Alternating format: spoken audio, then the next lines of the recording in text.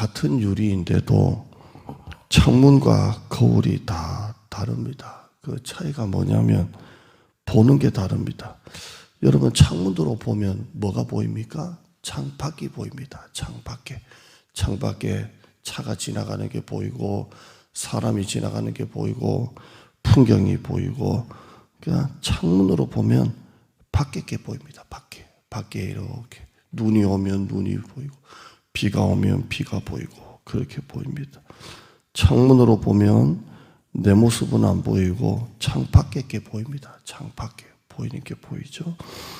여러분, 반면에 거울에는 무엇이 보입니까? 거울은 창밖에 게 하나도 안 보입니다. 거울은 내 모습만 보입니다. 내 모습만. 다른 사람 얼굴이 아니라 내 얼굴이 나옵니다. 내 있는 얼굴 그대로 나옵니다. 저는 오늘 설교하기 위해서 아침에 거울을 보고 세수를 했습니다. 머리가 이렇게 헝클어져 있으면 머리 이렇게 좀 거울 보면서 다듬고, 또 얼굴에 뭐가 묻었으면 또 얼굴을 이렇게 했습니다. 저는 창문으로 제 얼굴을 본 게 아니고 거울로 제 모습을 본 겁니다. 그래서 두 개 중에 차이가 뭐냐면 똑같은 유리인데, 창은 밖에 게 보이고 거울은 내가 보이는 겁니다. 오늘 본문 바로 앞에 이야기가 비유가 나오는데 악한 농부 이야기가 나옵니다. 이 이야기는 예수님의 비유입니다. 비유라 이 말은 진짜 있었던 얘기가 아니라 예수님이 그냥 이야기를 하나 들려주시는 겁니다. 악한 농부인데 이 악한 농부가 얼마나 악하냐면 주인 밑에 있는 농부들인데 세를 안 냅니다. 이렇게 밭에 소출이 생기면 이게 자기 게 아니잖아요.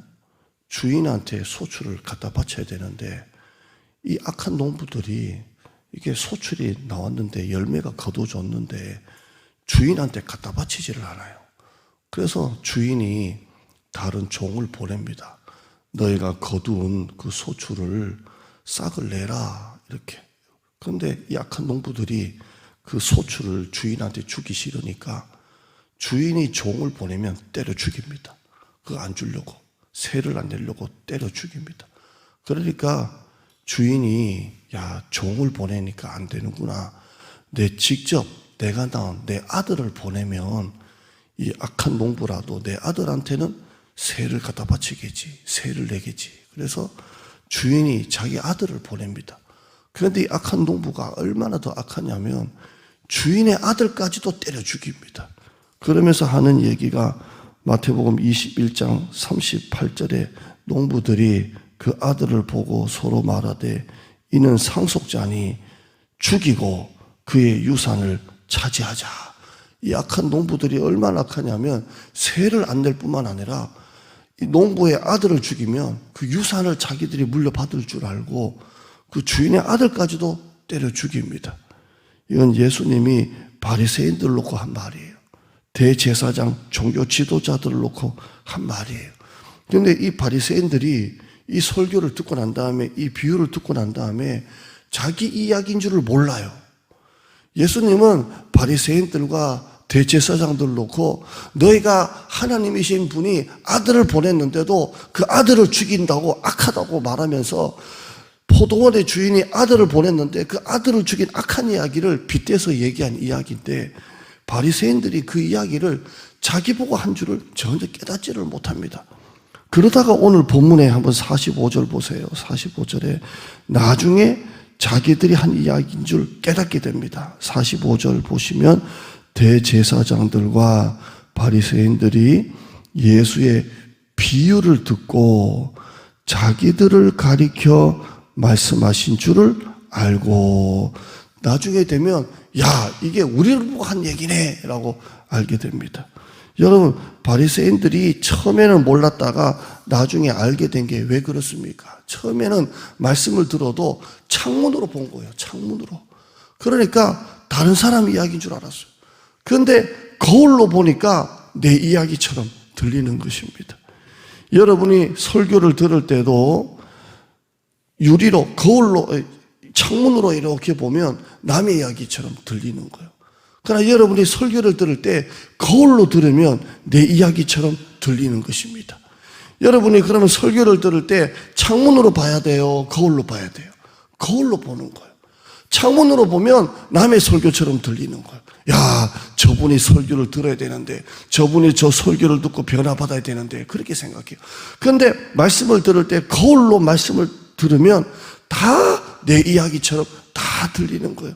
야, 이건 나 들으라고 하는 설교네. 이건 내가 들으려야 될 설교네. 그래서 목사님이 위로의 설교를 하면 그 말씀을 거울로 보면 내가 위로가 되는 거예요. 내 모습이 보이는 거예요. 목사님이 때로는 책망의 설교를 하면 그 말씀을 거울로 보면 내가 회개해야 되겠다라고 그렇게 깨닫는 것입니다. 여러분이 말씀을 창문으로 보면 모든 말씀은 그냥 역사책으로만 남고, 여러분이 거울로 말씀을 들으면 그 모든 이야기가 다 내 이야기가 되어지는 것입니다. 사도 바울은 고린도 교회를 향해서 말할 때 광야에 이스라엘 백성들이 원망하고 불평하다가 죽은 이야기를 쭉 얘기하면서 이게 무슨 말하냐면 이 광야가 너희들에게 거울이 된다, 이렇게 말씀을 했습니다. 여러분이 말씀을 들을 때 거울로 말씀을 들으면 다 내 말씀입니다. 위로의 설교도 내 말씀, 책망의 설교도 내 말씀. 그래서 내가 찔림을 받고 회개를 하는 것입니다. 여러분이 우리가 성경 1년 1독을 위해서 성경을 열심히 읽습니다. 성경을 읽을 때 이 말씀도 역시 창문으로 보면 남의 이야기처럼 들립니다. 그러나 성경을 거울로 이렇게 말씀을 읽으면 전부 다 내 모습이 그 말씀을 통해 다 비춰지는 거예요. 그래서 말씀을 읽다가 거울로 보다가 회개하고 은혜 받으면서 성경을 1년 1독씩 그렇게 해나가는 것입니다. 여러분이 어떤 눈으로 성경을 읽고 어떤 눈으로 설교를 듣는지 한번 생각해 보세요. 창문으로 남의 이야기처럼 설교를 듣는지, 말씀을 읽는지, 아니면 거울로 말씀을 읽고 내 말씀으로 내 모습을 비추면서 말씀을 듣는지, 다 나에게 들어가는 말씀이 이 거울로 우리가 말씀을 볼 때 나에게 역사하고 말씀이 되고 복이 되는 말씀이 되는 줄 믿습니다.